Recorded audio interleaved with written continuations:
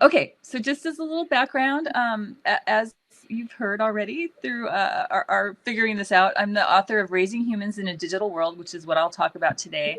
I'm also the founder of CyberCivics, which is our in-school digital citizenship program that we teach here in the United States and also in 7 other countries that you'll hear a little bit about as I go through this program. And also the founder of CyberWise, which is our site for parents. It's full of free information.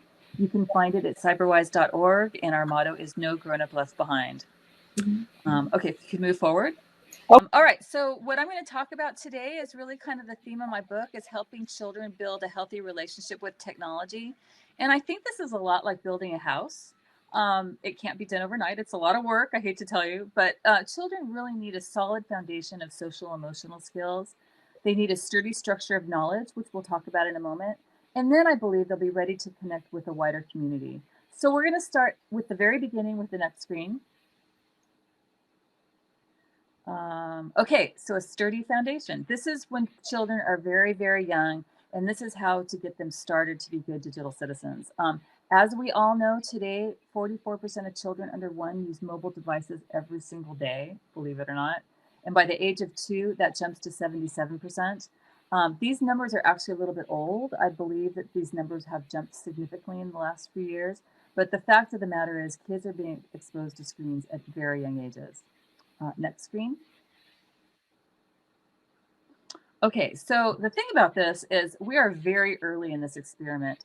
The iPad, for example, is only 10 years old. So we don't have a lot of research yet on what the long-term impact of these devices are.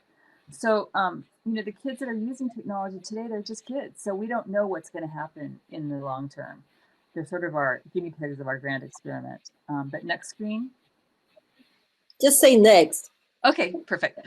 We do have a ton of information on what healthy cognitive development looks like. And this is based on decades and decades of research. And we know that young children need face-to-face interaction with real living adults. They need hands-on exploration. They need to interact with nature. They thrive when they're read to, talked to, played with. Next. Next. Oh, thank you. And we do also have a lot of long-term studies on the impact of screens. Whoops. There we go. We know that the more television watched before age 3, the greater likelihood of attention problems by age 7. For every hour of TV watch, the risk of attention problem increases by 10%. And we know that preschoolers who watch just 9 minutes of fast-paced cartoons perform worse on attention tasks. So we know that screens are impacting the attention of young children.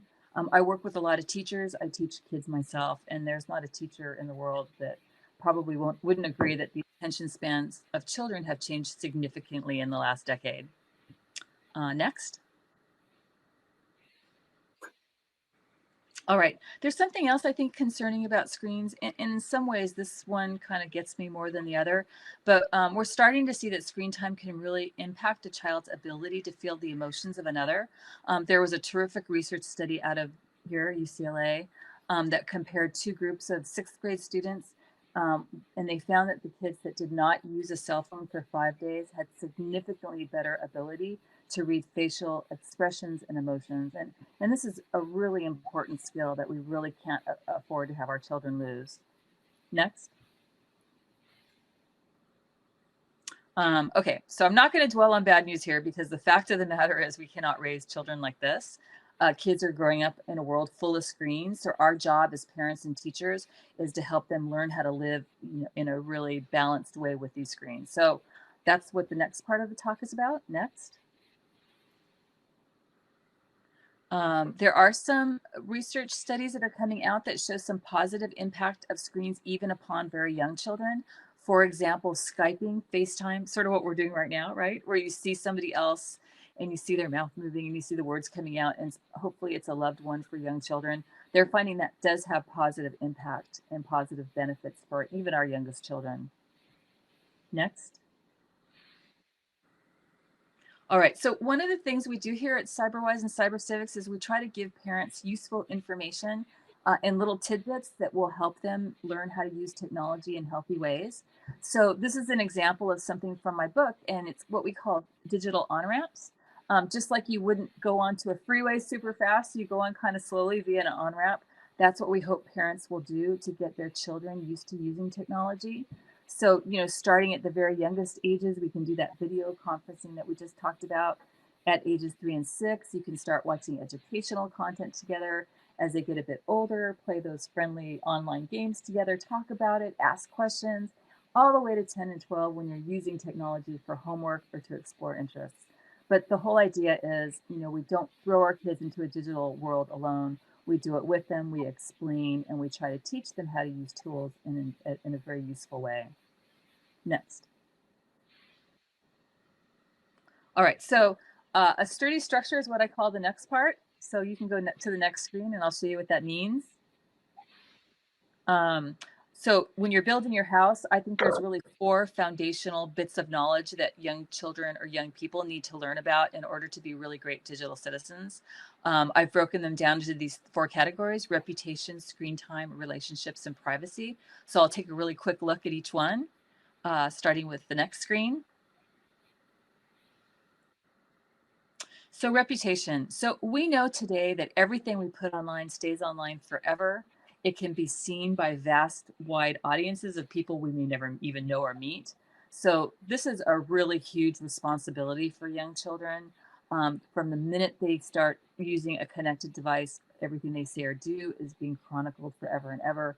And people are really judging them by what they view online. And we're starting to see some really unfortunate impacts of this. Next.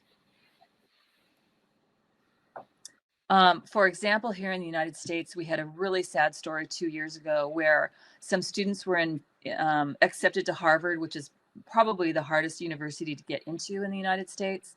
And some of the students broke off and they formed what they thought was a private Facebook group, but nothing online is ever private, right? And on that page, they were sharing really inappropriate memes and racially insensitive, really nasty stuff. And so the acceptance officers got wind of that, and 10 students lost their opportunity to go to Harvard, which is so heartbreaking because that was a lot of work and it really impacted their future. So we're seeing this story pop up again and again, and I think that's why this is one of the most important things to teach young children. Next. I teach cyber civics myself still here in Southern California, and something I've learned over the next 10 years is lecturing our children about their online world does not work. That goes in one ear and out the other. Doing it once doesn't work. This is a topic that we have to talk about again and again because it's so important, and kids are bound to make mistakes, so we want to use those mistakes as teachable moments. And then finally, fear-based approach doesn't work. Kids are way too excited about their digital world, so our job is to approach it from a different manner. So the way we do it in the classroom is we try to tell stories and have kids play games and do role playing. Like, for example, they pretend that they're college admittance officers and they pretend that they're reviewing the digital reputation of another to make those decisions, because we want kids to really be in the driver's seat and understand the impact of their reputation. Next. Okay, the other thing is, whoops, we really can't scare kids about this world, because the thing about their digital reputation, what we've learned, at least here in the United States, is when these college admissions officers go online and Google students to find out about them, it's not like they're looking for the bad things. They're looking for things that will tell them more about that young person. Because we've discovered that you can't really judge a young person by their test score or by, one college essay.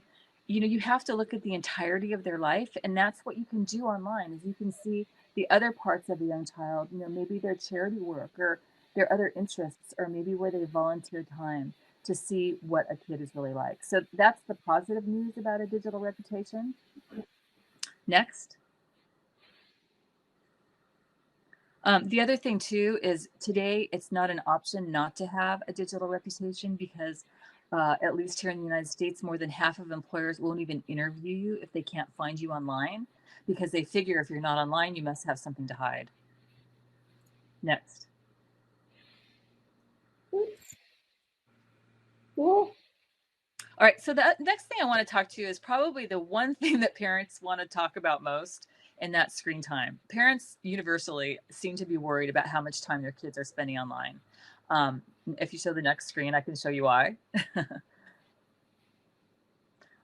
You know, what I've discovered with my own students is kids themselves are starting to worry about how much time they spend online. There was a survey done just last year that found over a half of kids, 54%, believe they spend too much time online.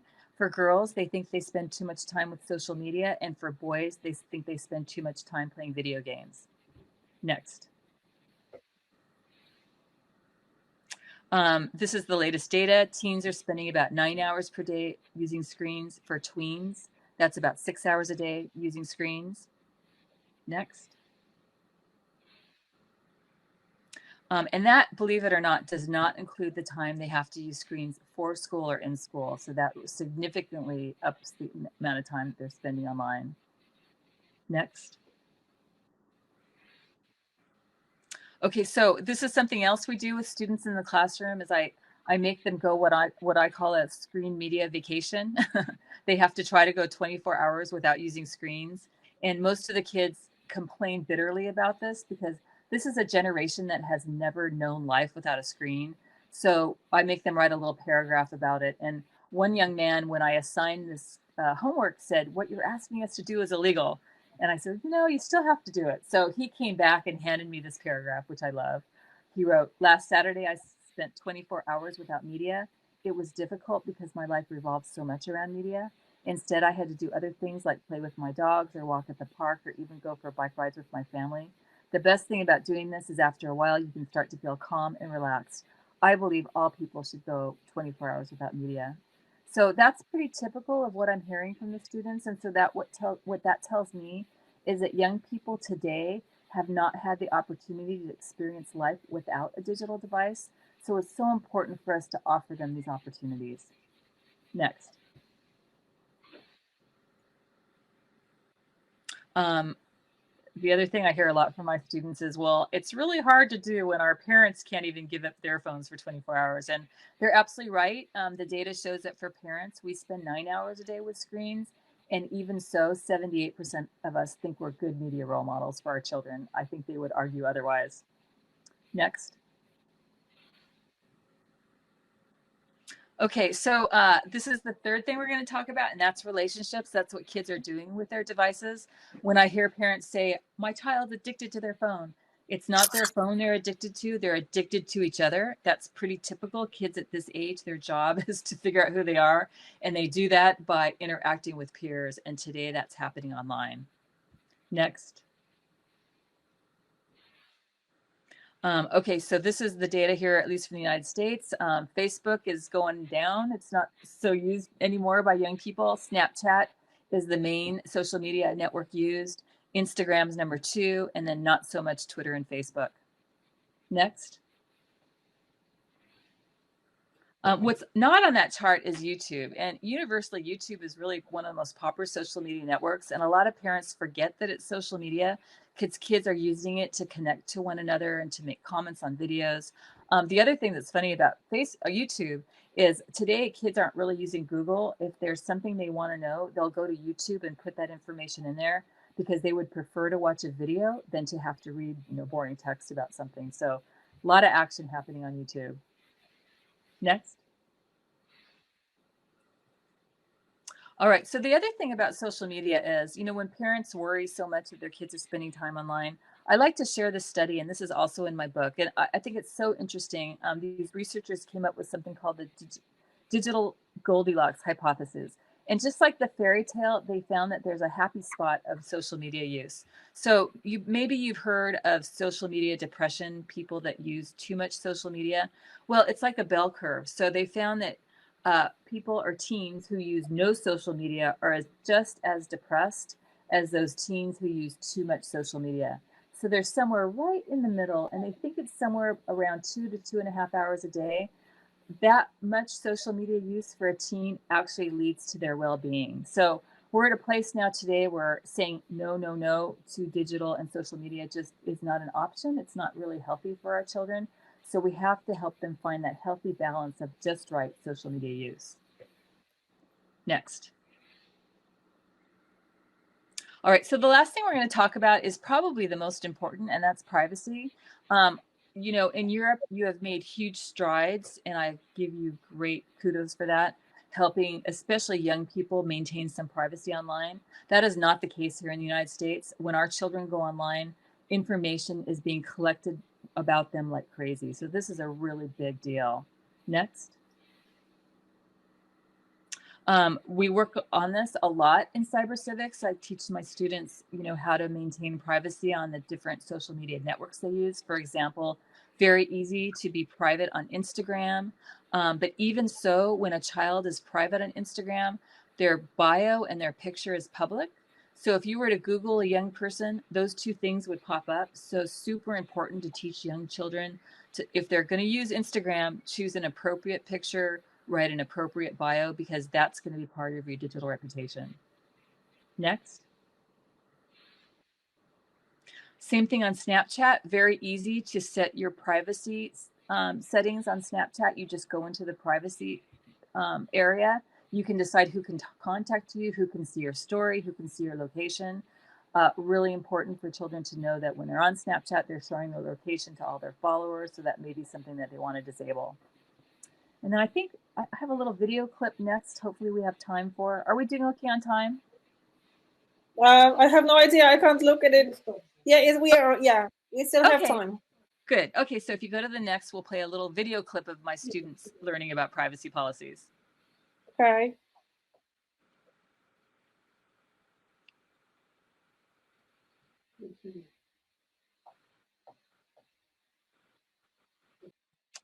No, this may not load. That massive Facebook data breach, it has become painfully clear how much information we all give up about ourselves online. Now, with an entire generation of kids growing up with social media as familiar as a good old PB&J, one program is trying to teach them how to protect their data online before it's too late.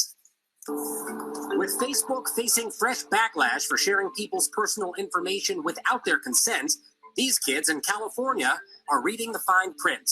We've been learning about privacy policies and terms of agreement. That freaked you out? Yeah. You guys have friends in 7th grade, obviously, outside of this school and outside your class. Do any of them read the terms of agreement on social media? No.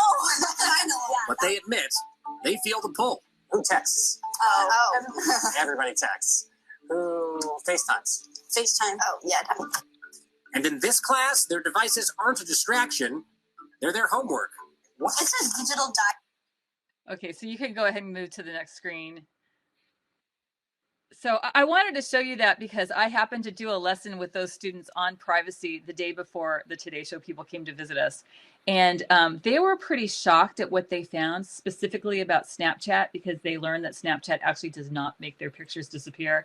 And that was really upsetting to them. So those 5 kids ended up deleting Snapchat from their phones. And I thought that was interesting because had I, as a teacher or parent, say, you shouldn't use this, or, be careful about this, they'd never listen. But on their own, they discovered something they didn't like. And so they were very excited to tell the commentator about that. So I thought that was interesting. All right, so we're going to talk about our last section, which is being part of a vibrant community. Next. In my perfect world, every child would have the opportunity of having a strong foundation of social skills, and they'd learn these 4 pillars of knowledge, and then they'd be able to interact with this community of other people that have the same knowledge. So, and the benefits of that are on the next screen. The positive uses of tech are many. Just as an example, it helps you maintain positive relationships, craft a positive reputation, open doors for future opportunities, learn new things, collaborate with others. So that's really our goal with students. So I'm going to leave you with a few things today that maybe might help you get there with your own students. Next. As I mentioned earlier, we have a website for parents and teachers called cyberwise.org. It's full of free information. We have what's called learning hubs, and we actually cover all these different topics. Please feel free to share it for anyone who wants a deeper education in any of this stuff. Next. We have a separate website, cybercivics.com, and this is about our curriculum, so you can get sort of an idea of all the topics we cover. We start with digital citizenship, we do information literacy, and then we go into media literacy, which is fake news, all that stuff. Such important concepts for young children to understand. Next. And then there's my book. I just glossed over very quickly some of the main topics in there, but it goes much deeper. One thing I feel very fortunate being in this work, I was able to interview 30 digital experts. And so the data that I have in there really comes from some of the top people in the field. There's a free discussion guide that accompanies the book, because my hope is that communities would read it and chapter by chapter discuss the topics in the book. Because when we work together and talk about these things and understand them alongside our students and children, that's really when we see significant change and things become better. Next. And then finally, we're very active on social media. What we try to do, we know parents and teachers are busy, so in all these different places, we give little tidbits of knowledge and little downloadable graphics and just advice on all these different things. So if you're a social media type, feel free to follow us and gather some of our information. And then next. And then please keep in touch. We love to hear from people and get ideas. So there's different ways to reach me or the people that I work with. And I know we had a little technical glitches at the front of this. So thank you so much for helping us figure this out and waiting for us while we get through this presentation. So thank you.